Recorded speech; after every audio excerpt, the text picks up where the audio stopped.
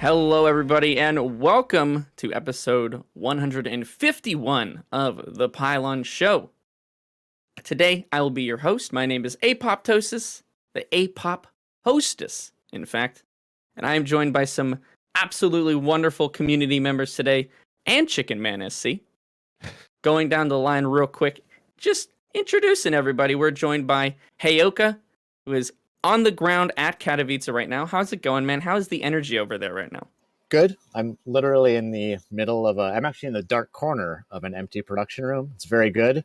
We're extremely excited. Yeah, it's nice to have players here for the first time in 2 years. So it's very, very good.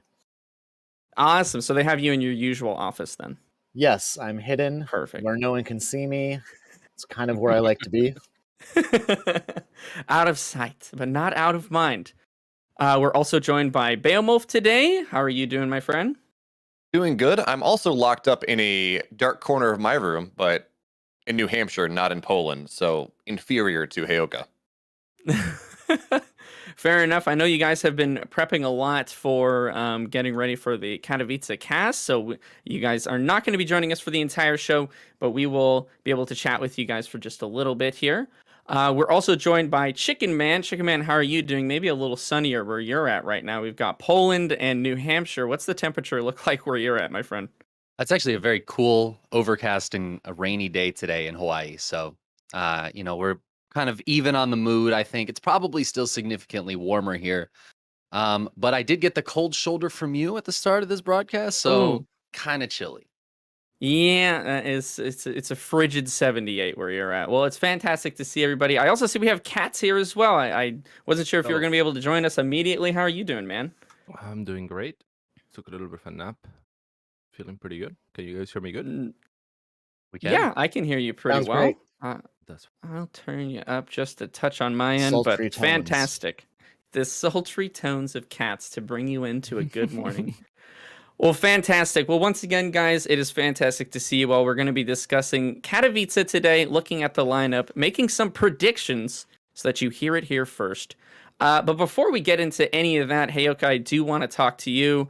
You said that the energy is really great over there, and you guys are really excited to have players and actually have people showing up for the tournament and not just having to do sort of an online event. Have things gotten a bit more easy in terms to organize for you guys over there with COVID kind of coming a little bit under control? Or are you guys still facing as many difficulties as you did before? I mean, it got a little bit easier in the sense that like the actual numbers in Poland are better. But a lot of the decision making we had to do was over the last 2 months where it's been super challenging. I mean, the decision we made to close the expo was like right when we came back from the holidays, and it was very unknown. So it's kind of like what we've been doing for the past 2 years is anytime you make any plan, you really make 3 or 4 plans because you need to be like, oh, this is our backup. This is our backup. So I wouldn't say it's been easier, but it's been really good that for once we've been able to execute not our plan A, but very close to it. Like we're actually on stage. We have an audience. We opened up 1 day early compared to normal because we could, which we actually couldn't do in a normal year.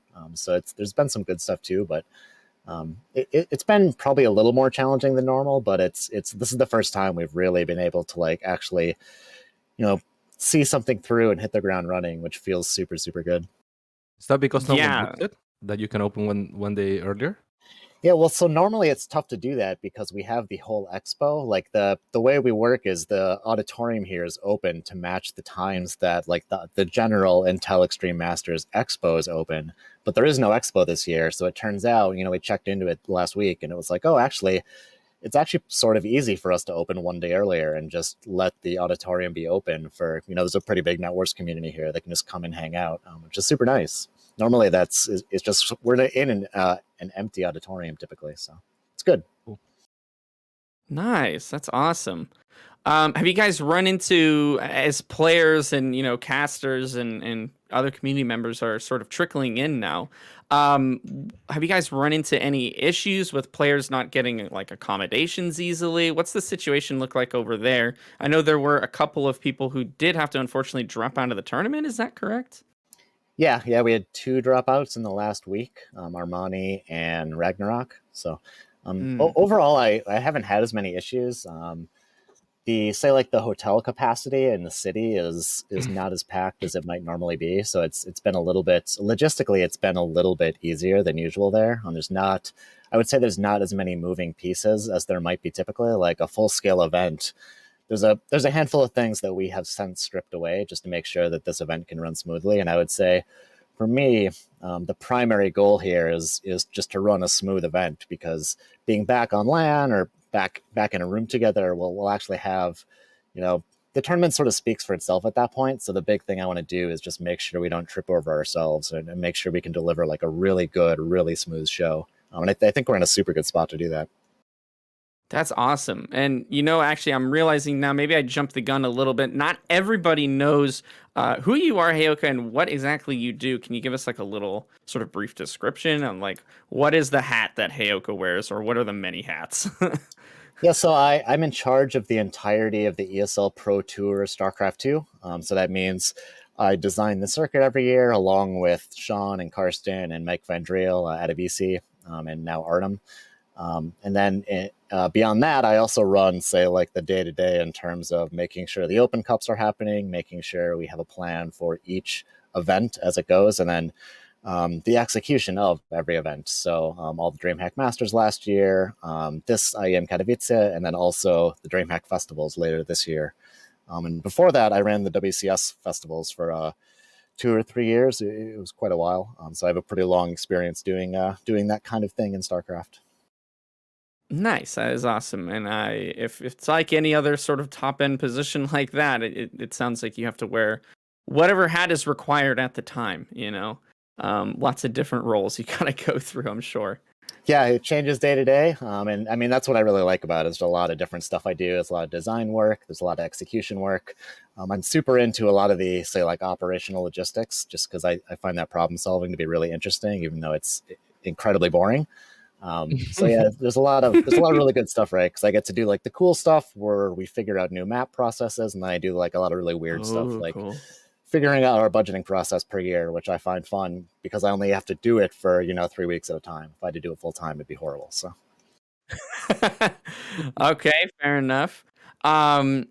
I know it seems like we're kind of just speed running through questions, but I just don't want to keep you for longer than you need to be. I know you got a lot of stuff that you guys still have to prep over there. What? Heyoka's leaving? He is. He's only joining us for like 10 minutes, so I'm trying to milk as much information out of him as I can. Some of us go to bed at night. Mm-hmm. Well, what is the sleep thing you speak of? Weird. I don't know. Yeah, what the heck? Who's not staying up literally all day and all night to watch Katowice? Like, I was expecting a life story from Heyoka, like his beginnings at Team Liquid, like first word player. And back in college, when I was just writing the Pro League articles for Team Liquid 2008, when Air Force Ace was a team, those were the days. Yeah, when you were a teenager, when did you first know that you wanted to run IEM Katowice? Yeah, that was when I was really into Katowice. Yeah. I usually save the Patreon questions for the very end of the show, but we do have one I think that you might specifically be tailored for, Heyoka. This question does come from Polly, which is one of our wonderful patrons that supports us over at patreon.com/The Pylon Show. They ask, hey ho, I would like to know if you guys know if there will be an analysis desk at IEM this time. And do you know why we don't see that more often in big tournaments like DreamHack and GSL? Is it because of time or budget, or does someone think that nobody likes that? Thanks, and have a good day. Yeah, so we do have an analyst desk. We have a desk. We have the Telestrator, which is like the weatherman thing that you write on and draw pictures on. We were drawing a lot of pictures on that about an hour ago because I was very excited to see it work. And honestly, the big reason I don't have it more often is just cost. They're expensive to own. And at DreamHack for a long time, we had one that we hacked together. It was a touch screen TV, like a regular television that we had written some code on top of to basically make it display like Twitch icons, but it broke all the time. And actually the studio that we run DreamHack Masters from, the last couple, that has a Telestrator just to the left of where you see the analyst desk. You can see it in a lot of our camera shots. but we could never use it because it broke all the time. We actually tried to use it in our Warcraft production in the end of November. It was like 2 weeks after the DreamHack Masters Winter Finals. And it broke like the first 2 or 3 days we used it. They finally got it working by the end day, but it took like the entire tournament. So that's basically why it's an annoying thing to do tech wise and kind of expensive. But I like having it. It's super nice to have. It's really good, especially when you have, a guy like Hearthstone, who I assume we will probably make use it, that kind of thing. So it's something I love having. It's very fun. Fantastic. So we can expect some weather reports from Hearthstone, the weatherman, this time around. Okay, good to know. So there you go, Polly. They're going to be having an analysis desk at Katowice. So your prayers have been answered. I know you got to go here pretty soon. The last thing I want to know is who is going to win. I don't know, but I'm really hoping we can see Cyril win one, because I think this is one of the few tournaments he hasn't won. We have these banners everywhere that have like every StarCraft winner on them for the last 10 years, and it would be nice to see Cyril's name really like complete the pantheon, I think. So that's my goal. My hope. Whoa! Scripted. Yeah, it slipped up there. You're gonna have to clip that for later. Mhm. I guess so. Well, fantastic. Heyoka, thank you so much, my friend, for joining us today.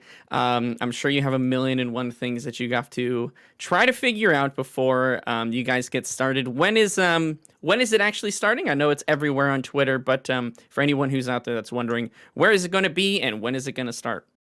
Yeah, so it's on the ESL StarCraft 2 channel. So it's ESL_SC2. We start the first game at 12 CET tomorrow. We'll start the pre-show about 20 minutes before that. 12 CET, that's 6 a.m. EST and 3 a.m. PST. What would it be, PST or PDT? PST? I think we're PST right now. Anyway, yeah. So it's, I don't know, plus 9 hours for China. I don't know the other time zones, but 12 CET.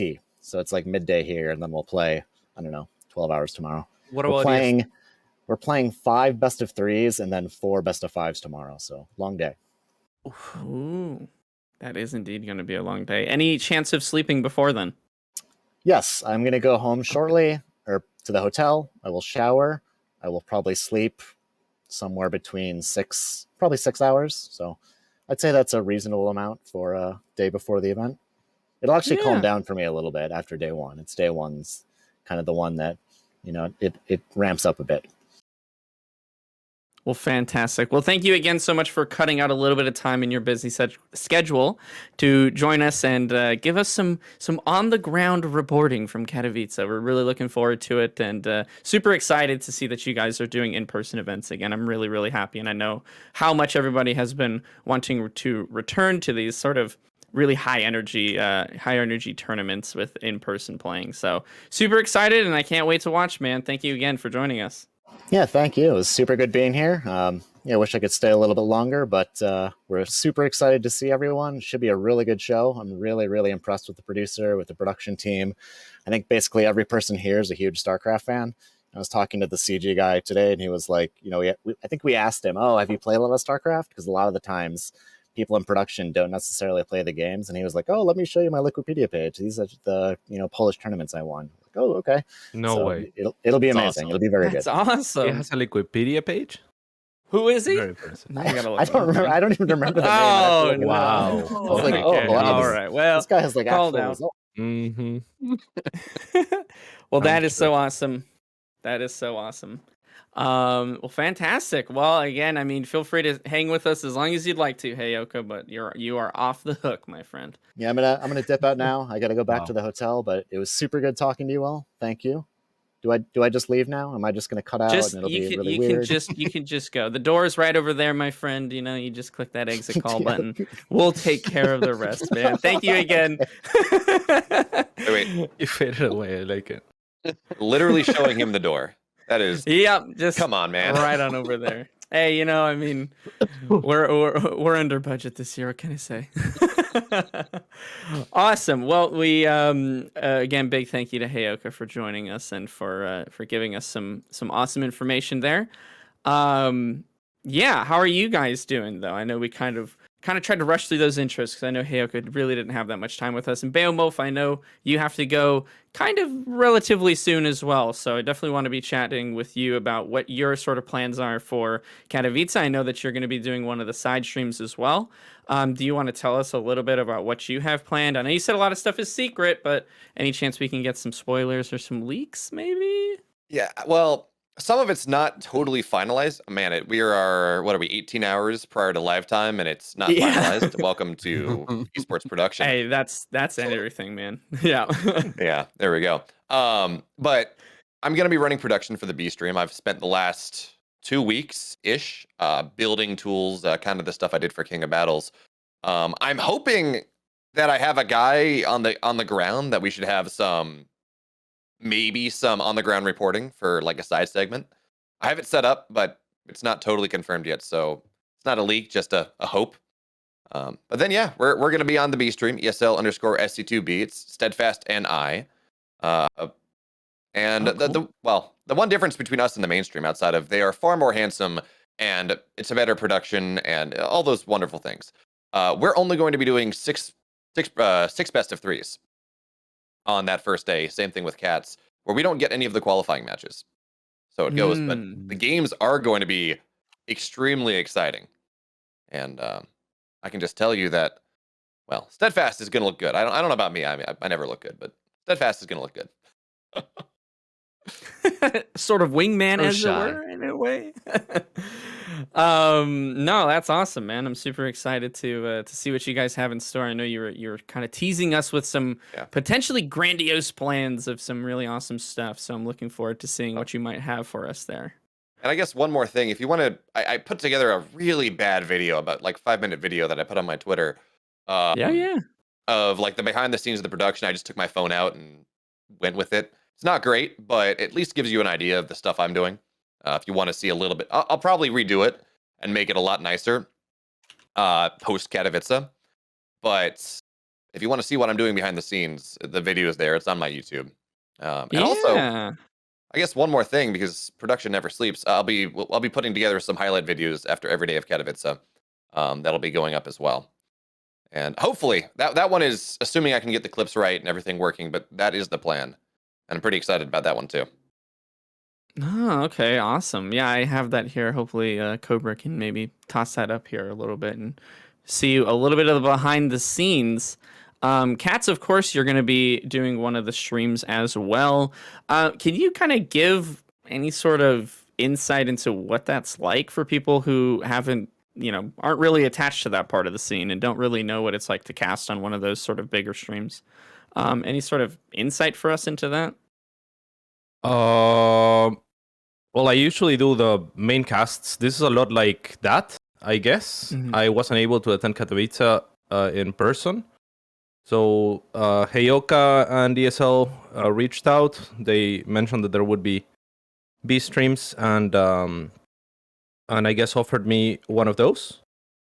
So basically there are usually a few channels where it's Twitch_ESL or ESL _StarCraft 2B and Twitch or Twitch ESL _StarCraft 2C, and then just I think _StarCraft without any letter or something.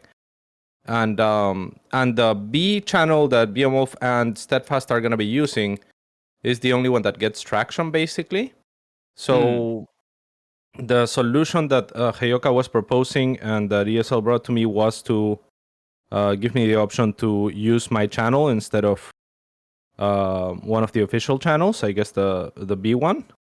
And so I'm taking that opportunity. They basically got me to, or we were in conversations to help pick my co-caster. It was initially going to be actually Harstem, but Harstem then got drafted over to Katowice. Just that was like kind of like a last minute thing for them, which is fantastic. And so I brainstormed a little bit with them, and we ended up picking Petit Drogo, who I think is a very eloquent, I guess, pro gamer and a very funny, good friend. So I'll be doing that with him, and we have a production that they are basically renting. Like they're having an alternate production company that's doing production for my stream for Katowice alongside the observer that observed the last BlizzCon Awesome Sauce. To anyone that's familiar, will be observing on the stream. So that's what's happening there. And what it's like, I don't know. It's fine. Like, I don't really do any of the stuff that BeoMulf does. As far as production and stuff, I just show up and cast, and yeah. That's just a great setup for this Katowice. He just show up and cast. He got an observer for himself. Someone else is running production. It's on his own channel. Yeah. Quite frankly, I'm kind of jealous, but it's a good time. Yeah, I like it. It does sound like a pretty awesome setup for sure. A little bit of the home field advantage, as it would be. It is at such a awkward time for everybody here in America. Do you have anything that you try to do to adjust your sleep schedules and make sure you're getting enough rest? Is there any sort of rituals you go through when you have anything like this going on, or do you just kind of degenerate gamer through it all and just stay up for like 36 hours with no sleep? Well, I'm not going to say it's 36 hours with no sleep. I tried really hard to make sure that I would go to bed earlier and get ready for this. And then life got in the way, so I didn't. But I have a little bit of extra energy drink from the last tournament I did. So we have that. I made sure to not get enough sleep last night so I can go to bed a little earlier tonight, hopefully. But other than that, not too much. I guess the other rituals, you do prep ahead of time. You're looking at Liquipedia and things like that to find storylines. But, in terms of the day of, it's you wake up. If it's a daily cast, it's something else. But if it's for something like this, I'll be getting up at 4:30, I think, to make sure production is set up and everything's where it needs to be, and make sure I can eat ahead of time, things like that. But other than that, nothing much.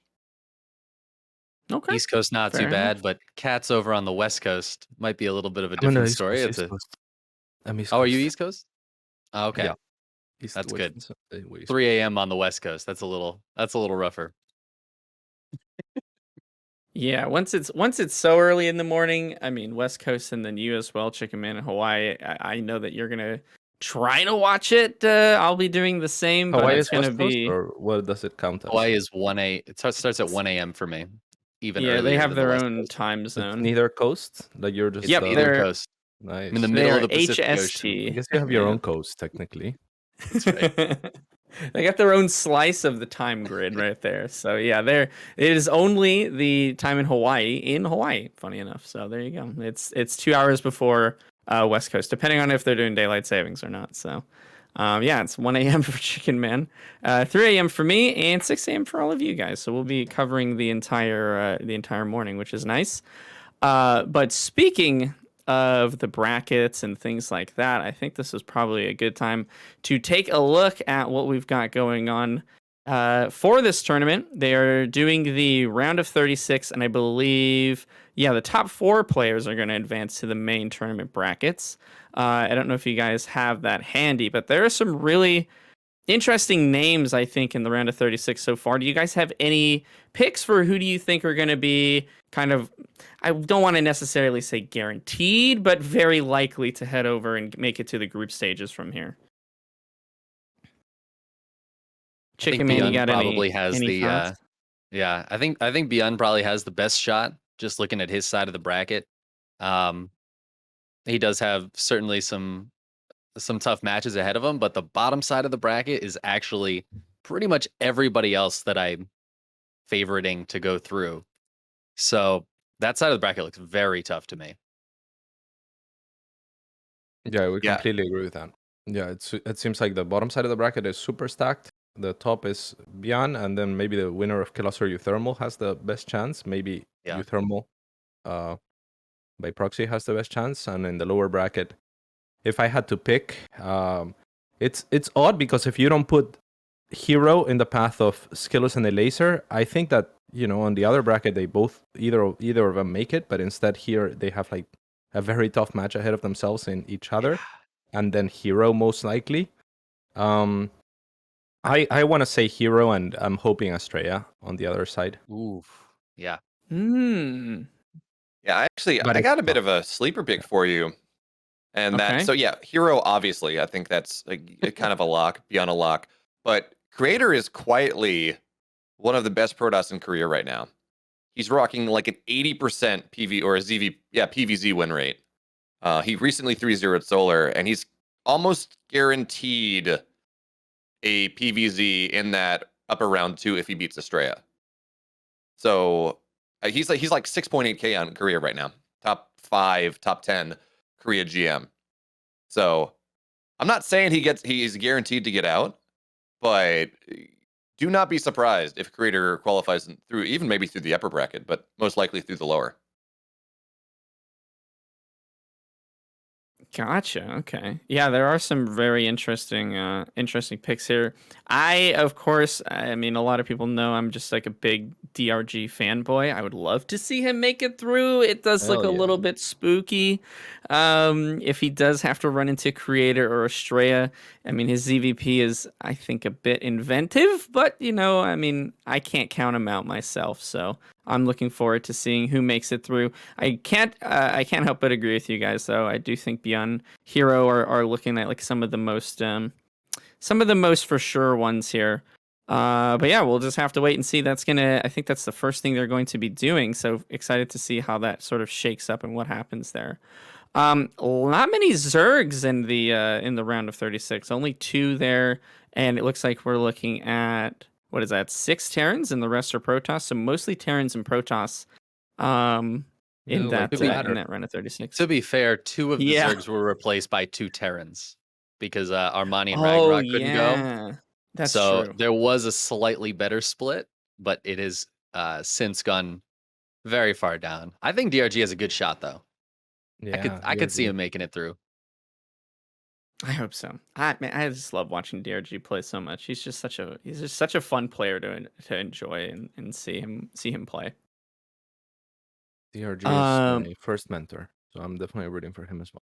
But Estrella is America, I root for him more. You gotta root for Estrella too, though. That is tough. Yeah, he is. He is. Is he the only American in the group in the round of 36 as well? I actually haven't looked at that. I think he Around is. 36 he is, Yeah. but Oh, Yeah. Neeb is in. Neeb is No, in the Neeb group. is He's in the group stage. Yeah, he's in the groups though. Yeah. Okay.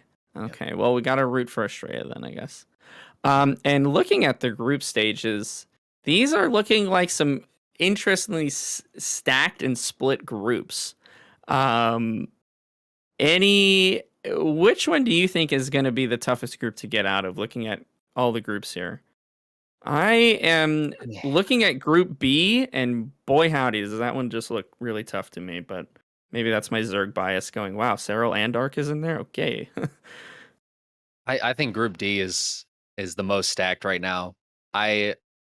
I would love to see like Scarlet or Zound do really well, but it feels like they're up against everything in the world. Somebody put Maru, Clem, and Raynor in their group, and now they got to deal with that. Yeah. At the same time, it's as they're such volatile players as of recently. Like they had periods of dominance, but yeah, Clem hasn't looked as strong as he was at his peak, I suppose you could say. And the same goes for Raynor, and the same could be said to some degree for Scarlet. But we know that all of them can turn it up. So yeah, I think I agree with Chickenman. Group D looks most interesting to me. But it's not so set in stone to me just because I don't know what version of the players is going to show up. And I think that's kind of true across the board too. I feel like there's a lot of players in here that I'm not super sure of right now, and that makes it really exciting to see how they're going to do coming off the off season. Mm-hmm. Yeah. Who are you feeling like that? You're not quite sure how they're going to do. Checking any specific picks that you're kind of questioning, maybe keeping an eye out for? There's some players who performed really well more recently, like Lambo, of course, who had a really sick run in the Last Chance tournament. Scarlet, not too long ago, had some really, really good matches. And then you have players who maybe didn't perform quite up to expectations, and slowly probably already has the ban button on me, but Serral, again, more recently, just hasn't looked at his peak. But we've had some time off. Players have been practicing. Has Rogue been playing Maple Story? These are the questions we don't have answers for right now. Yeah, I'm a little bit worried about you talked about this, I think, but I'm a little bit worried about Neeb. I have no idea the state that he's in right now. I know he took a break over December, November. If you go to Aligulac, he has not played an official since November 11th. So we could see great Neeb. He has 2 Zergs in his group. He's always been incredibly good at PvZ. But also, Group A could very much be a group where a TBD qualifies out in that top 3. So that's one I really, really don't know about. I'm also curious about Special by the same metric. I haven't seen a lot out of him. But you also, CatZ, you talked about Clem. I think he's back on the rise again. I don't know how much you followed the EPT Cups, but he's won or placed pretty highly in his last couple. He's looking a lot better than he did in that slump towards the end of 2021, where he kind of felt like he was falling off a little bit. So yeah, Group D, it's interesting, but man, anyone breaking the Clemmar Raynor wall is going to be a difficult task, even if maybe Clem's a little bit off and Raynor's a little bit off. Mario's still looking as good as ever, though. What we talked about, Neeb maybe having a little bit of a difficult time busting into out of Group A. What would be one of the TBDs that you think might be one of the harder matchups for him? Is there any from the round of 36 that you would go, oh man, if they get slotted in there, it might just be over? I mean, obviously we can't just say they're counted out completely. Like you said, there's a lot of just how the players are doing recently and how they're feeling. But anybody you're seeing from the round of 36 that might be sort of a nightmare for Neeb to play against? I think Hero's going to give a tough time to any Protoss. To anyone, really. To anyone. But in particular, his PvP is actually insane. It feels like he doesn't lose them. Yeah, I'll go so far to say he probably has the best PvP in Korea right now. As Zest kind of had that name, and then, well, Hero beat him. Actually beat him in a couple open cups now. Yeah. He's looking terrifying. In fact, you look at Trap, who, had that moniker for a while, and Trap is trying and failing to emulate the style of Hero. You can kind of see that happen. He's throwing a lot more shenanigans out there. So if Hero is beating Zest and also is being the thought leader of an entire Protoss meta, that is some scary PvP right there. Yeah, it should be something to watch out for sure. We do have a couple of players that have recently played. I know from Group A, it's Cure and Solar recently played. I can't remember exactly what their tournament was, but Cure did manage to take that 3-1. So Solar kind of having a hard time versus Cure there, maybe versus Terrans in general. I haven't seen a lot from Solar lately, so I'm not exactly sure how he's been doing. But Solar, another one of those players that I feel like has the potential to do just like really well, but it really just depends on who he's playing against in those initial group stages. Yeah, I'm actually I don't think Solar's getting out of Group A, and I know that's a hot take, but Solar has been struggling recently. He lost 3-1 to Cure in the DreamHack Masters Last Chance. That's what you were talking about. He was 3-0'd by Creator. He's not doing the runs that he was doing. He's not having quite the runs that he had. For a while, every EPG Cup, it was him versus Zest, and he would win about 55% of them. He's not really doing that anymore. It seems like he's falling off. He's not winning in the finals. He's losing in the semis. And that's scary. We all know, look, Solar has been one of the best Zergs in Korea for a while. I think he's technically his number 2 ZVT per Aligulac right now. But I think those stats are a little bit of a lie. He has been struggling. Who knows? Offline Solar might show up. Group stage Solar might show up, and that might be totally wrong. He might top his group. But that would be awesome. I'd love to see that. I know that BeoMulf, you do have to head out as well. I don't want to keep you, so I'm not kicking you out. I'm not showing you the door, but anytime you do need to exit stage left, as it would be, feel free to do so, my friend. But before you go, I do want to ask, who is your pick to win the whole thing? Do you have any insight into that, or maybe any dark horses to watch out for as well? Okay, I'm going to do the kind of the default thing where I say Maru's going to win this. He just has looked too good this year. But that being said, there is, of course, the ZVP finals curse, where Zest has been in 3 finals in a row, and he's lost to a Zerg every time. So there is that it's hard to break that curse, but I think despite that, Maru wins, but Hero makes top 4. Okay. Awesome. Well, if you have to take off, feel free, my friend. If not, we will be here plucking away and trying to glean out any other predictions. But I know you got lots to prep for before tomorrow, so Lean. I'm gonna Google that one. I gotta go, guys. Thanks so much for Glean. having me. Awesome. Thank you so much for joining us, BeoMulf. Appreciate you, pal. I'm just slowly hemorrhaging away all of my guests as everybody just runs away from me. It's just us now. It's just us. It's just us now. A chicken, a cat, and a goblin stuck in a Right. room talking about StarCraft 2. I love it. I love it. Any matches you guys are hoping for? Like, if you had to hope for a specific finals, is there any just personal, man, I would love to see this matchup sometime in Katowice? Who do you want to ask first? If you don't direct Cats. question about process, Cats. we're Yeah. gonna keep talking at the same time. Okay, so My bad. um, Cats, let me know what you think on that one. So what I think is, I personally don't really have that type of dream match for myself. I like a lot of the players. I'll be happy for a lot of the players, for the majority of the players, if they have a good run. But when this type of question arises, I guess I try to default to the side of like what would be best for the game. So I think Maru versus Serral would probably bring in the most interest, the most viewership, even just now. So I would hope for that.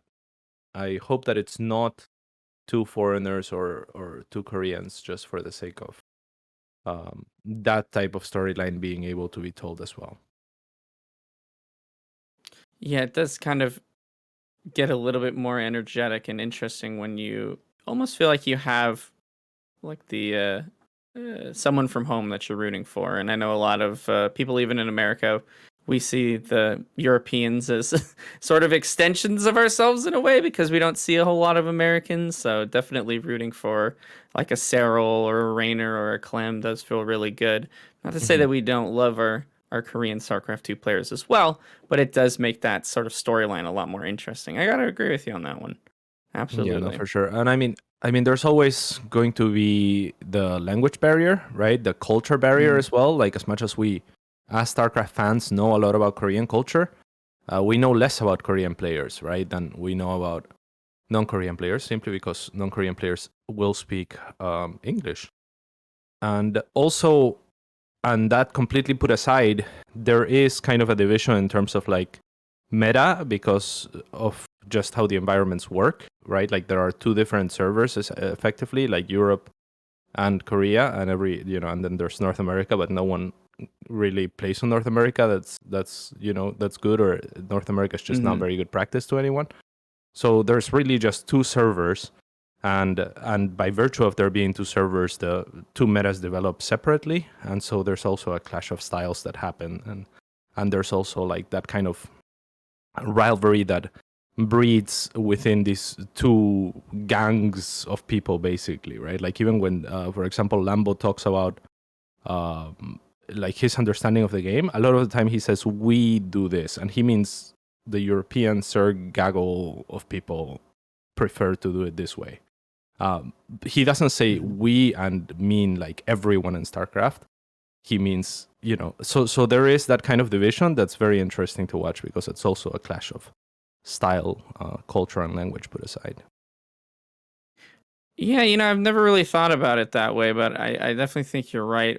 Whenever we talk about like Korean players, a lot of people associate play styles to Korean players as opposed to necessarily personalities, with a few outliers like like when Parting was playing as well. He had a very sort of he had a really bombastic personality, I think, that people really clung to. And he also streamed like on Twitch for a more European and American audience as He's well. streaming in English, yeah. So Parting feels American, yeah. Yeah, in a way, yeah, he does. He was probably the Korean player I would say that I know the most about, anyways. But then when you look at like Rogue, or you look at Dark, or you look at Maru, and you recognize the skill or the play style or the tendencies of their play, as opposed to maybe their personality or their quirks or the way that they talk or something like that. Chicken Man, what about you? Do you kind of wish to see any sort of specific match happening in here? Are there any sort of dream matches you would love to watch? I mean, a lot of these look really great, honestly, but Yeah, I don't think there's anything that I would be sad to watch. Apparently the last 5 or last 4 finals have been PVZ. So maybe it'd be nice to not mm, have a PVZ finals. PVC, Especially since PVC is right cool. now I think a lot of people are kind of over that matchup. So I don't know, maybe get something different. Maybe we can go back to 2018 and have some ZVZ action up some in the finals there. ZVZ. Yeah, I Actually mean, wishing for a ZVZ finals. What a mad lad. Twitch imagine. chat will hate you, my friend. Well, that's gonna happen regardless. But That's true. yeah, I don't know. I want to see some of these players that maybe haven't had the best performances lately kind of come back into it. Trap is top of the list for that. I feel like Trap had such a stellar year, and then the last few months, I'm like, where is that Trap? Where is that Trap that has flawless control and just feels like he knows the meta back and forth, knows exactly what his opponent's going to do, and just counters it before it even happens? Where did that Trap go? I want him to show up at Katowice. And that might be just because I watched Gemini's hype video. It's not. I'm not too sure, but yeah, Trap and you Absolutely. know what, Scarlet. If Scarlet was able to get into the playoffs, get into the finals, I'd take a PVZ if it was Trap Scarlet. That's good. I like. Yeah, that would be sick. I would love that. I would love to see Scarlet make it out of the group. Again, I think she's in the hardest group to do that. But just again, sort of going back to what Kat said, being able to root for somebody like that, it feels really great. And I think there's another sort of element to it when it's a player that maybe Whoa, wait. hasn't. But wait, that's not what I said though. Like just to Oh, be okay. transparent. What I said was I hope that it's a Korean and a non-Korean as opposed to 2 non-Koreans or 2 Koreans. Gotcha. Okay, yeah. Because I do That makes like a lot of the Koreans. Like I know them personally, a lot of them, and like DRG is like my mentor, right? Like if DRG makes it to the finals, Mhm.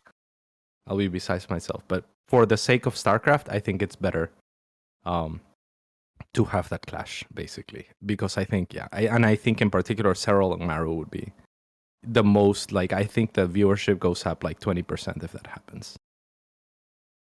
And that's what I Okay. Understandably Gotcha. so. Mhm. Understandably so, absolutely. So for the storyline of StarCraft, I see what you're saying. Mhm. Okay. Gotcha. Well, I mean, do you guys have any other sort of dark horse picks that you're keeping an eye out for in these group stages? Anybody, maybe that other people are sleeping on that might we might see a spectacular performance out of? Chicken Man, you got any ideas on that? I think Hero's getting through to the playoffs. Um, unless he gets into Group D. Whoever goes into Group D from the round of 36, I just kind of feel bad for. That's rough. I think any of the other groups are very doable for whoever comes out of the round of 36, but I'd love to see Hero get through. I'd really, really love to see a Korean player who went to do their mandatory military service and has come back do very well.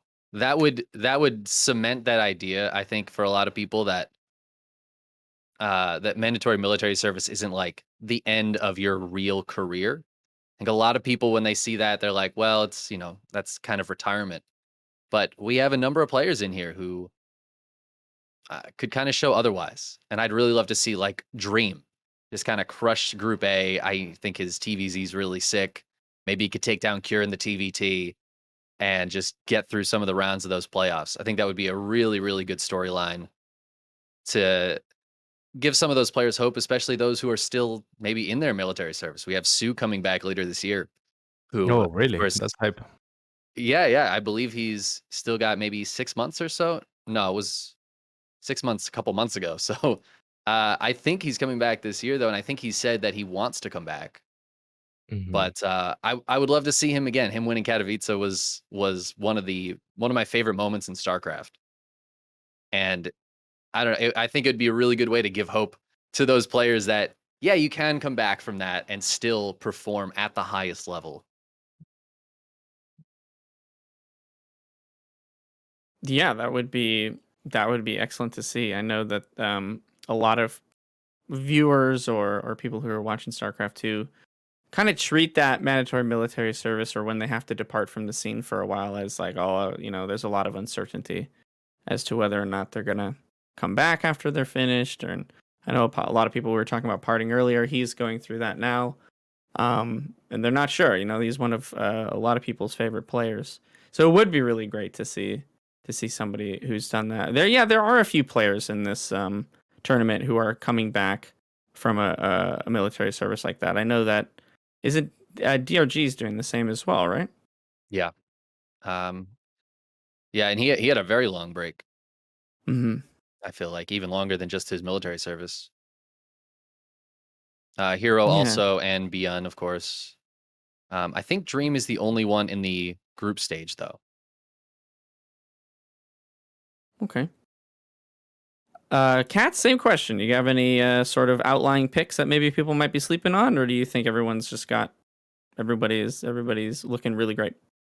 I mean, I think I agree. Hero is the biggest sleeper pick, but when we all agree on it, is he a sleeper anymore? Right? Is he really a sleeper at that point? Sure. Yeah. I don't really know. I think there's a lot of players that can overperform. Like I think that there's players that you kind of go in there with a set expectation of what they can do, and they rarely surprise you, right? Like there's, I mean, I don't want to jinx them, I guess, but there's players that have been kind of like that don't fluctuate a lot. Where there's players like Lambo who can fluctuate a lot. Players like Scarlet who can fluctuate a lot. So there are players that are just that just grow sometimes in the presence of bigger opponents, in the presence of bigger titles, and so yeah, I'd look at people like Lambo, like Scarlet, to some degree. Solar could pull that off as well, where he has had periods where he just looks unstoppable. He can definitely beat anyone. Yeah, so those guys, I guess, and Hero for sure. Okay, maybe Hero not as much of a sleeper pick as we were thinking.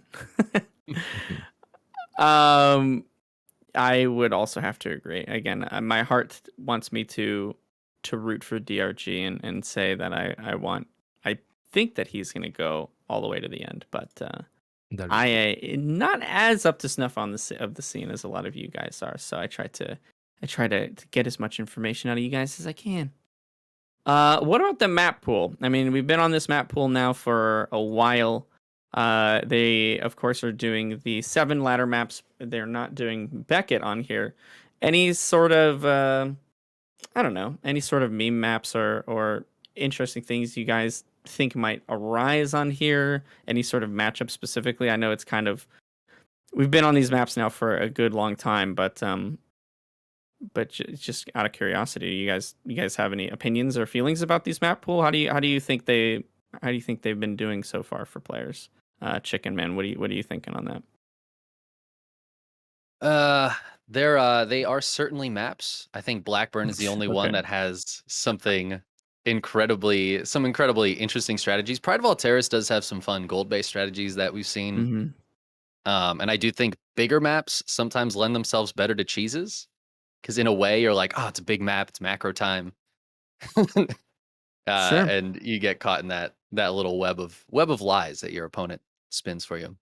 But yeah, Blackburn's the only map that I feel like gives us something super interesting. The rest of the maps feel, for the most part, extremely standard. Yeah. Cats, you think we're going to see any double gold-based shenanigans on Pride of Alteris? I think Pride of Alteris is just gets veto every time. So yeah. Probably not, but if it goes through, then maybe, yeah. There are certain players, I'm sure Scarlet would be willing to take the gold, Estrella would be willing to take the gold. If you play on the NA server, you're willing to take the gold. And yeah, I mean, even in Korea, we've seen some gold strategies, because it's a very unique gold in that it has 8 patches instead of 6. So Pride of Alteris, when people take the gold, is definitely the most unique map, I think. And then, yeah, I agree with Chickenman. I mean, this map pool is just boring, and to that point, map pools in general in StarCraft are usually boring because what Blizzard's process was, and I was like pretty involved in this before, at least in terms of like being somewhat of a part of the process in discussing it and whatnot with the person that was in charge. But they were always very reserved when it came to making the actual decisions, to not basically break anything, right? So even the guidelines for the TLMC, and this is a little bit of a complaint and a little bit of something that I'm hoping people pick up on and revolt. But in the guidelines of the TLMC, I've been a judge for the TLMC for like the last 3 map pools or something. And before that, I was working directly with Blizzard. And in the guidelines, it says you basically rate maps from 1 to 5 based on how ladder or how ready they are for competition. And that in itself is a terrible guideline, because what it does is it forces you to pick maps that you know look the same as every other map that is in the competition pool. Because if it looks different, you don't know if it's ready for competition, right? Like it's just yeah. So and it didn't help that before they had a lot of pro players also doing judging for the TLMC. Now there's less of a quota of pro players, I believe. And I think a lot of cool maps have bled through, but the format still remains, and it's still adopted from the time of Blizzard, where basically ESL is now in charge. It would be cool if Heyoka had stuck around for this, because I've also been talking to him about maps, and he was asking for my opinion on like the final map pool that they are deciding on, and like I said, like I've been a part of the process to get the maps to where they are, or where they were displayed, I guess, showcased in Wardy's tournament and in Pig's tournament, and then people voted on them. And there are some really cool maps. Okay, there are some really cool maps made, and for the first time, because there is less pro players judging, which was something that the community revolted about to some degree last competition, and it worked, right? Because they listened to them. There is a lot of really cool maps that made it through. Like if you look at the top 16 of the maps, like in the top 5, I think there's 3 of the freestyle maps. The freestyle category of the TLMC is by far the most fun. It's basically, do something unique as opposed to make the same map. Because they're all reskins, right? Like they're all freaking reskins. It's so frustrating, but yeah, there are some really cool maps. The problem is, again, they took the same position that Blizzard was taking in the TLMC and the guidelines, where they have categories. One of them is standard, which means the map. The second one is macro, which is just standard. It's like the same exact thing, basically. Yeah. So they usually get 2 maps from standard, 2 maps from macro, and that means 2 maps or 4 maps that look the same as every other map for the last many years. And then there's freestyle, which they usually take 1 from, and rush, where they usually take 1 or 2 from. And in the rush category, usually what happens is, because there's pro players judging, what wins is usually a map that looks exactly like every other map, but is a little bit shorter. Is smaller. Okay. Like so really there's usually just one cool map that goes in every map pool, and that cool map usually just gets vetoed. So what I'm pushing for, and what I'm hoping for, is to fucking put 3 freestyle maps in there, like, because they're awesome, they're cool, and they've like the cooler maps, the different maps give us so much more to talk about as commentators. For me as a player, it would be so much more exciting to actually explore strategies and solve for different problems than the exact same fucking problem that everyone poses on every map, because they all look the same, right? So, this is something that I'm passionate about. How do I feel about this map pool? It's pretty boring, but, the games are promising still. I think that Berlingrad has some potential for cool strategies and rushes with the mining the minerals, and it's a little bit shorter path than the other maps, but that's like 2 seconds off the distance between 2 players' bases is just about as exciting as it gets, which is pretty sad. Yeah, I would say it is a bit unfortunate when the most interesting thing we can talk about for a map is whether or not the third base is on a high ground or a low ground, really, or if there's a gold base somewhere on the map, or God forbid a rich Vespine, which is it's cool to see those kinds of things, but ultimately it really doesn't affect too much. And then anytime there's a gold-based map, like similarly to what you were saying, the maps that are the most outlying will just usually get banned in tournaments anyway. So it would be cool to see if there's like 3 really interesting and weird maps, because then you couldn't ban them all. Yeah, exactly. Yeah. Yeah. Can maybe Matt can pull up the TLMC thread with the maps that made it through, because there's some really fucking cool maps there. And Yeah, you know, I like was only looking for one that cool as one is well. gonna make it. Yeah. But luckily also I think because there's less pro players judging. No. I guess there's one with pictures, like yeah. It should be like I'm a looking for it teal as thread. well. Yeah, it's a teal thread. I think The finalist one, Chickenman right? finished it. Yeah. Oh, here we Chicken go. fucking man, my boy. The boys got it. Okay, so yeah, here we can click through some of these cooler maps, right? Like yeah, those are the standard maps. Oh, that was great. That was great. They were classified by category, which was cool. But yeah, if we look at here, like yeah, there's some pretty cool maps. Maybe we can scroll down a little bit. Oh, because I don't have the feed. I'm so yeah. Yeah, we're a little behind because we don't have the exact feed, so we're actually watching the stream as well. Yeah, Matt linked us the feed, but we all just ignored it because I thought We it would did. be useless. Oh, Yeah. did he? Yeah. I didn't even notice. Yeah, if you scroll over to the bottom though, Chickman, there are, or sorry, not Chickman, Cobra. There, so many C names with me now. Holy moly! There's the freestyle category, and we can take a look at a few of those. Yeah, some of these are really awesome, man. But stop at some of those maps. Yeah, like look at that. Like centuries later or aftermath. Like centuries later is pretty cool. I think that's the one that has like. Can we click at the picture so people can actually see?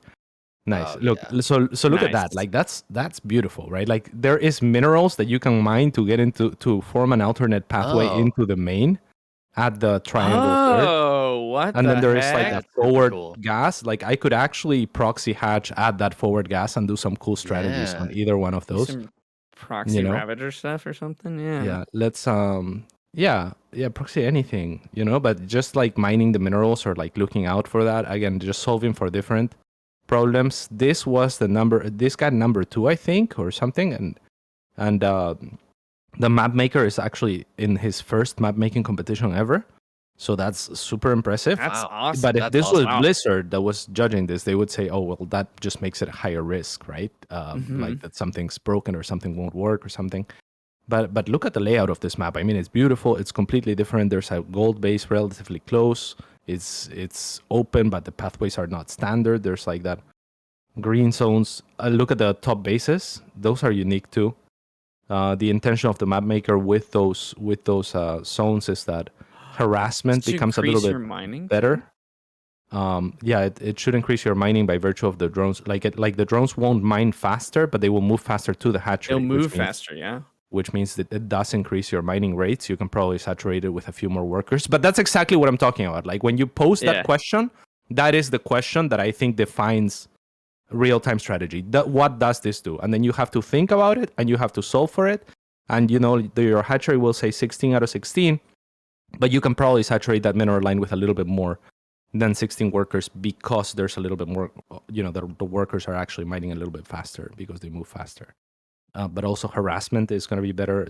Like zealots, adepts, links inside those zones are going to be better. So a lot of cool shit on this map. But yeah, will it make it? I mean, will it make it? Yeah, this one's another one that's one of the more standard freestyle maps, but it's still beautiful. It has like an alternate pathway as well with minerals, and it has like minerals to mine in the middle if you want to take the inward base. So again, you have to at least off the bat like solve for different problems than normal. There's a gold base in the very bottom. Yeah, there's like a little pocket base at the top. You can't. Oh no, you can access it. Oh no, that's your alternate natural. Okay, I wasn't understanding what that was. I see. Yeah, but you gotta mine those minerals first in the middle of the natural. Oh, it's blocking. Yeah, wow. Now, and see, I love these kinds of maps. Yeah. And even in the macro category, there's actually some cool maps. If we go back to the thread, I guess this is now a map episode. But I mean, I'm very passionate I'm about. glad that you're very involved because everything that you've been saying is exactly what I would love to see happen. Mhm. Like having 3 really interesting maps that require unique strategies, and you don't just see the same standard macro play. I love standard macro play, and I think it gives us super hype games. But when it's every single game, even the unique maps end up standard macro 60, Moondance is 70% of cool. the time. Mm-hmm. It's like, man, I need something a little bit more interesting than this. Yeah. A lot of the Yeah. maps, in particular, I've always loved maps by Superwoman, Mm-hmm. and Mhm.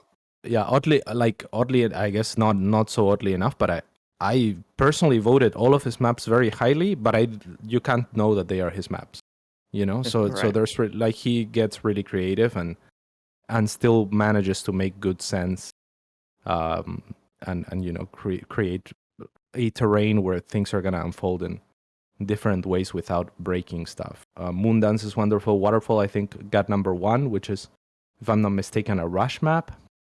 And it won. So yeah, it's pretty cool. On the standard maps, I mean, they're all pretty much same-ish, but there are some more interesting ones than the ones we have right now. This is the number one place finisher, I guess, that you're seeing on the screen. So yeah, I guess that's the end of that rant for me. Didn't know that I was gonna step on a map mine when discussing those. There, I was like, oh, okay, let's see if there's Cryogenian is any. super cool, by the way. The rush map, yeah. Like, look at Frost Yeah. Giant, though. This is what I mean. Like, Mhm. if you open Frost Giant, like, yeah, the name is cool. And no shade, but, like, look at Cryogenia. It's beautiful and very different. And Yeah. if you look at Frost Giant, like, yeah, like, I'm all for Frost Giant. Big fan of, Mhm. I'm going to play the shit out of whatever game they make. But this map is just, the same map as everything else, but shorter. And it's not that much shorter. So I'm, this is the kind of map where I'm like, not that big a fan, to be honest. It's just same-ish. Yeah, it is really interesting when we see pro players, especially that embrace that sort of weird side that maps can get into, and aren't afraid to play on like a Golden Wall or a Redshift or a Beckett. There are It very seems few like pro players like that, yeah. Yeah, but it's always so neat to see like, oh, they picked, Beckett, round 1 or something like that.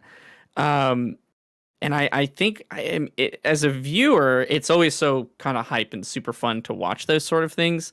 But I kind of feel like I understand a little bit maybe from the pro player side, where I feel like they're trying to reduce the number of sort of like variables that can come at them. So having a standard Mhm. map is very safe. Obviously, they want to play on maps that they feel comfortable with and they Mhm. know, the ins and out of, and there's not too many just super strange strategies that might come at them. Right. It would be super cool to see Yeah, multiple but, maps like that, like you're mentioning, though. the thing is, that Mhm. speaks to what the type of pro player we have in the scene by virtue of Mhm. what the scene has become. Like, basically, Right.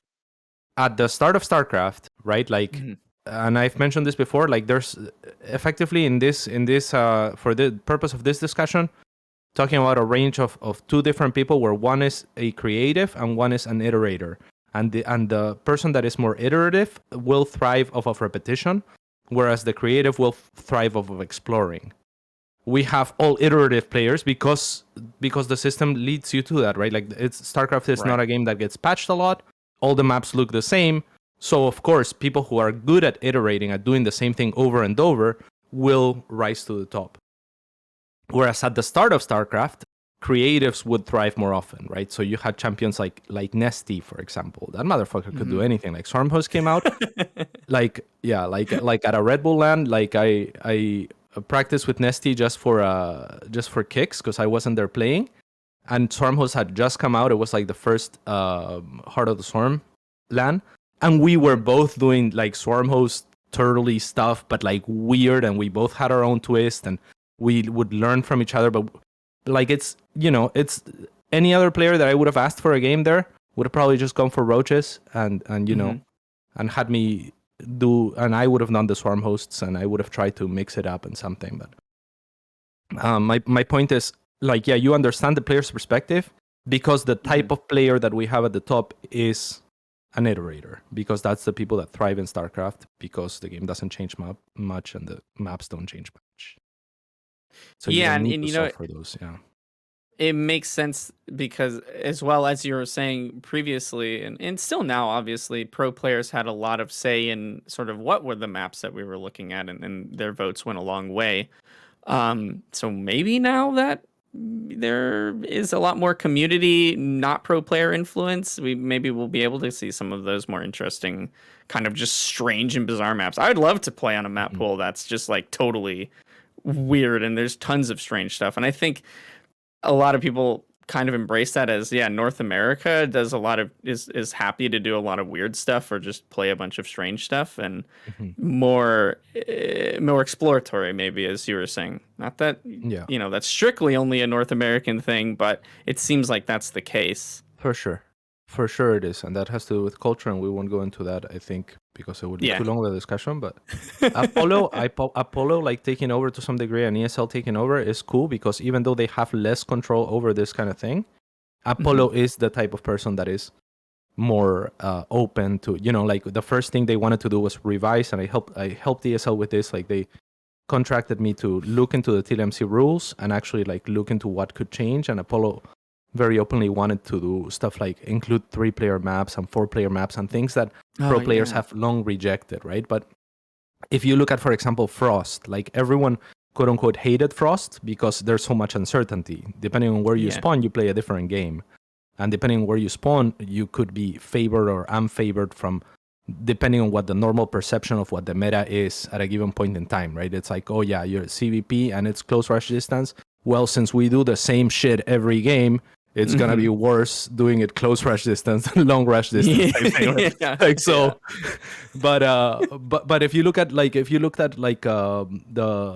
they always have like top 10 games of like every year on TL, and like two of the top 3 were on Frost, and like, it's so much more fun as a commentator, and I have to imagine that fun translates to the audience when you're commentating on something new, something exciting, something that's changing things, like when you're actually having to actively like figure out what's going on with the players and so on.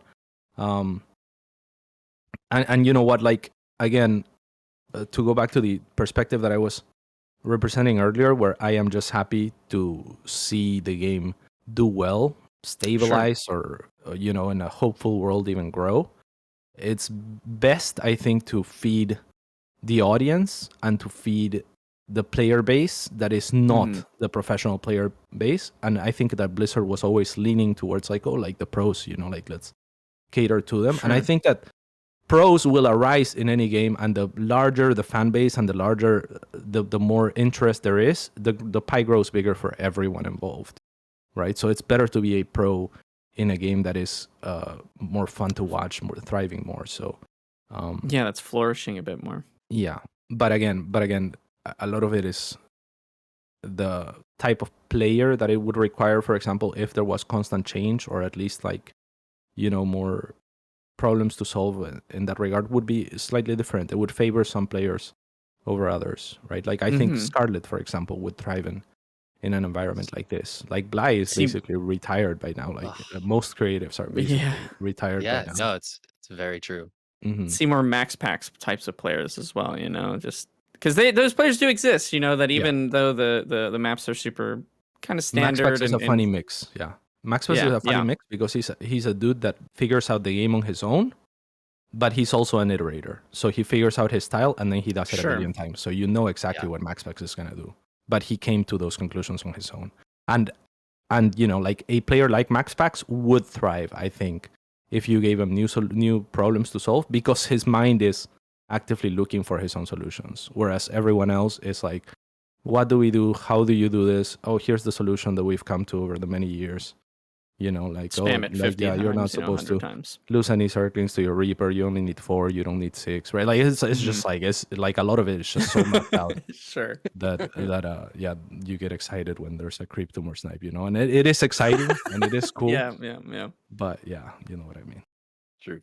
Yeah, it is kind of interesting to think of, and you mentioned, maybe even potentially seeing some multiplayer maps in the future, and I've always been a big fan of what I mean by multiplayer, sorry, is like 4-player maps in a 1v1 pool or 3-player map.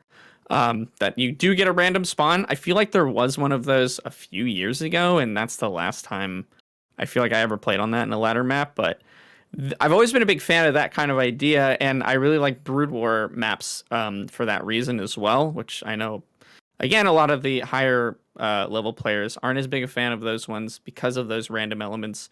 But I've liked those ones a lot because that's the closest you'll get to like an asymmetrical map where, the symmetry of a map is super important so that it's not imbalanced on one side or the other. But when you have a super close spawn that might favor, Zerg or Terran, and then when you have like that far away spawn, maybe that is a bit better for Protoss or something like that. It's a lot more interesting. It varies up the game, I think, in just that one map. And I really like those kinds of things. So yeah, I'm super excited to see. Hopefully we do get some more of those freestyle maps in the future. But for now, we're on the map pool that we're on, and Katowice picking these ones makes a lot of sense. I mean, I understand. They have I no can see alternative, why. yeah. The players Yeah, are practicing on them. That's the ladder map. Yeah. So it's just That's for what people. you What gotta if do, they yeah. just picked like 7 They random do. maps? That would be awesome. Yeah, I mean, I'd be that all for would it. be. The players would not be happy, He's so upset. No. but I would No. not give a shit. Like I would openly Mhm. be like, "Oh, too bad." Like you don't want Yeah. $100,000, then don't fucking play. Yeah. Yeah, and there would be a lot of pushback against something like that, but I think that would be something so cool to see for viewers, like you had mentioned. I think feeding into more of what's fun to watch necessarily than what's the most stable position for pro players to play in is a really good thing to do, especially in this position where StarCraft 2 we're trying to get as much community support as possible now more than ever. Mhm. But yeah, hopefully we'll be, maybe we can hope, right? We can, and CatZ, maybe you can pull the strings behind the scene as much as you can to realize the future we're all hoping for. I mean, yeah, I am. But the thing is, I'm always trying and it never works. So Yeah. I've been trying for many years. Well- Like I was literally contracted by Blizzard for my opinion, but in the end, my opinion's like, yeah, but we maybe safer is better. And it's like, okay, Yeah. well. And that's been the approach of StarCraft from the beginning in many ways. Like Mm-hmm. David Kim always talked about mastery, which just means iterating, right? It just means we're gonna get to a stable point where we don't have to tinker with the game, kind of like Brood War, and then players are gonna get just really freaking good at it. And players Mhm. will get really freaking good. Like the processes are gonna be so optimized, and there's a beauty to that. Like there's a Yeah. beauty to admiring just how optimized the processes are. But there's also a boredom in knowing, like, it's like, oh, he lost that base. Well, that's because his 4th queen was supposed to be there, as we all know. Yeah. Yeah. And When- I think as the meta gets a little more settled, right? Because we're not really seeing those patches anymore. Like for a long time in StarCraft, the game Mhm. was patched every few months, and every year there Yeah. was a big patch change. But now we're not in that Mhm. situation anymore. To me, now is the time. All right, now it's the map's turn, right? That's what Mhm. Brood War is. Brood War is the maps Yeah. come in and they completely change the game. Yeah. They're like, Flash is too strong. Get rid of all the Terran maps. That was like Yep. the strategy. I think it's time to see that in StarCraft 2. These maps that are very samey. It's Catalyst and Blue Shift Mhm. about 6 times. I Yeah. think there's a lot of value in that. But as people are like, oh, the game's boring because nothing's changing. Yeah, it's because all the maps are the same. If we throw in a few different maps, different strategies will come out. Different players that maybe we don't see Right. get those big results could absolutely come in. And Over time, they if, would. if there were 4 different maps in here, I'd be like, special. He's getting out of Group A. He's going to come in with strategies for each matchup, each spawn location if it's 4-player maps, That's because and he's going to take out some people. Yeah, and you know why that is? It's because special is bred in Korea mostly. And in Korea, they have always, like GSL, for example, has always identified this. Like they've always thrown in their own wrenches in terms of like their weird maps and stuff like that. And that all carries over from Brood War. Because that is the kind of player that Brood War bred, was players that had to actively problem solve for different maps and different situations, and also like the 1v1 series where you actually had to study. And also it helps that Brood War is a lot more diverse because like people tend to think that Brood War is harder. I think actually StarCraft 2 is faster paced and less forgiving than Brood War is. But in Brood War, there are certain things that come into play. Like, for example, if you want to move your army, you gotta click 5 times. There's a lot of redundancy, therefore, right? So it's like you don't actually have to think about moving your army 5 times. That's, one single process, but you have to click 5 different times. So there's a lot of gaps where it's just mechanical. You just have to click 1, move, 2, move, 3, move, and that's like gaps. But that also means that in that time, you can't do anything else. No one can do. Flash can't do anything else when he's moving his groups of army, right? And that means that there's a lot of differentiation in player play styles in Brood War. So there's a lot more to be adaptive about in Brood War. Whereas in StarCraft 2, every player is expected to do everything because you kind of can to a greater degree than Brood War. Whereas in Brood War, it's like, okay, like you have to choose between micro and macro, and you cannot possibly do both. No one can possibly do both. So what does your game look like? So I think that from that school of Brood War, a lot of it carries over onto StarCraft 2 players, pro players, because a lot of them come from those, pro houses and like that culture, and GSL has rotated maps and so on. So the format just makes it easier to prepare against one single opponent, so you study their tendencies. So I think by large, Koreans would be much better than non-Koreans if you were to mix things up like that. But that's cool. That's fine. Yeah, I think it would. I think it would still be such an interesting thing to say. And Brood War. I don't follow it extremely closely. I have followed it a bit and played it a bit when I was much younger. I recently just tried Brood War for like the first time in like probably 20 years. And it took me like 20 games to even just like 2 gate zealot rush somebody to death, which is like, it truly is. I mean, from somebody who pretty much only plays StarCraft 2, just that mechanical difference of needing to literally, if you're going to move your army, you have to click like 5 different buttons just to select everything and get them to go into a certain area. And then they don't always go where you want them to. And it's definitely a different beast of a game. A lot of fun, very interesting. But I could see where, personally, I would love it if StarCraft 2, where the speed of the game was somewhere sort of almost in between Brood War and StarCraft 2, where it was a little bit slower pace. You don't necessarily look away from your army for half of a second, and then 16 banelings, you just kill everything and you lose the game. That can make for very explosive, I guess pun intended, moments for viewers where it's very kind of exciting to see those things happen. But certainly as a player, it can be a little, I don't know, little something. But awesome. I am happy to see that there are still some maps being made in the future that look to be pretty interesting. There will always be those players who are trying to push the boundaries of what is quote unquote standard. And I think we all agree that no matter who wins and who's in what group, there is going to be some extremely exciting matchups happening in just, I don't know, what is it, like 13 hours from now? They're going to be doing the first round of 36. So it's going to be really interesting. It's super fun. Any closing comments, any closing ideas from you guys, or things you want to try to say in before we go over and close this one out? CatZ, you got anything for us? Yeah, the people should revolt. Revolt. Rise up. This is your call. Rise up. Yeah. But no, I'm really looking forward to Katowice, obviously. It's going to be amazing. I've been blessed with casting in recent history. I really enjoy it. And I'm really looking forward to that. I'm casting for the first time with Drogo, but I thought he's a very eloquent person, a very knowledgeable pro. He is also by nature an iterator. And in this situation, I do like to work with an iterator because he's the opposite of me. And in that sense, I'll learn a lot from his approach. Really excited for all of it. Well, fantastic. Chicken Man and I will be cheering you on. You said you're going to be streaming it from your channel, right? Root Yes, sir. Cats. Yeah, Awesome. twitch.tv/rootcats. Very excited for that. Chicken Man, any closing comments for us, my friend?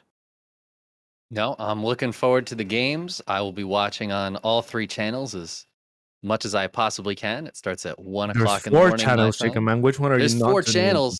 Which Oh one am I my. not watching? That's the real question. Sorry, Cats. I guess you're not making the cut, buddy. Oh I no, don't have an Cats is ESL. number 1. Come on. I don't have an ESL channel. So That's the Well, only one I'm fantastic. watching. Actually, I'm going to close everybody else out. thank you, Chicken Man. Thank you. I will be there too. But very exciting stuff, guys. Really looking forward to seeing how these group stages shake out and who is going to rise up to the top in this Katowice. I appreciate you all so much for joining me today. I know it was a lot of you guys are very busy with your schedules and prepping for this thing. So I I'm appreciate not you busy at taking all. some time out of your I don't day. do any prep. Like when BeoMulf was talking about like his prep, I Mm. was like, yeah, that's cool. That's not Like me. that's just not me. You know, I show up, I'm chaos. Okay. I'm like, yeah, you know, I've been playing this game for 20 years. Fucking ask me whatever you want, and I'll give you whatever answer comes to mind. Because I am not gonna do any fucking prep. It's just I've never done it. confidence. I never did it as a player either. You know, it's like okay. gotta go with the flow. I'm just a man of the flow. He keeps love it. He keeps it real, down to earth. Cats, a caster of the people. I think this is like a very unpopular thing to say, actually, very unpeople friendly. But you know, I just like to be transparent because Well, I that's think fair. I appreciate when casters prepare. You know, like I know Mhm. like Zombie Grab is amazing at preparing. She's so organized. Like whenever I do the Norton stuff with her, like she just fucking carries the entire show. Like I need an organized person with me. Like Drogo is the organized person, you know? I am the chaotic being, he's the order. Mm. And I think that we need always both approaches and like to find somewhat of a balance between. So I'm not saying I'm doing it the right way or the wrong way. I'm just saying the way I do it. Absolutely. Well, regardless, I think it's going to be an exciting cast and an amazing, amazing event. Looking forward to it, guys. This would be normally the time that we head over to the Patreon questions, but we already knocked those out earlier on in the episode. We just had the one for Mr. Heyoka. And so we have gotten that one finished. But as always, guys, make sure to check out patreon.com/the Pylon Show. That is how we keep this show running. We are currently working through why a is it revamp. get Hearthstone better internet? Why is that? What is that about? I don't know. What was that? I missed that. I see. Old meme It from a long almost time seems, ago. yeah, it almost seems like money is going to Hearthstone from the Patreon, you know, like, is it? Are we paying him for the meme? We should. We should all be paying Hearthstone, honestly. If you guys have your Prime sub available, make sure to go to twitch.tv/Hearthstone and drop that Prime sub over there. Yeah. He's going to be bringing you the weather report from Katowice. Please help this man. But like I was saying, we are going to be going through a bit of a revamp and a rework of the Patreon. So please, if you got some time, guys, go check it out. But that's all I've got here today. I'm excited to see the event and excited to see all of the wonderful casters and their opinions on what's going on. Appreciate you all for joining me very much. And I think there's nothing left to do but say farewell and try to get some sleep before tonight's, or tomorrow, I guess, Well, Katowice. maybe we can sync up a salute. Yeah. Okay, we let's can- try it. Count me down. What do you got?